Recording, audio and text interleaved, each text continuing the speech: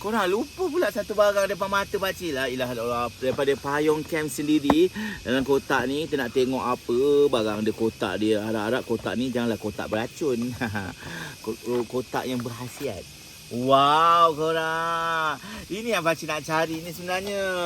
Pakcik nak tukarlah tent pakcik kepada warna hitam.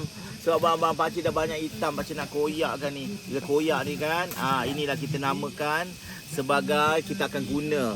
Dan yang best ni ada chop lagi kat sini korang. Ada chop. So yang ni kalau kita masak air, mana nak keluar airnya? Oh kat sini.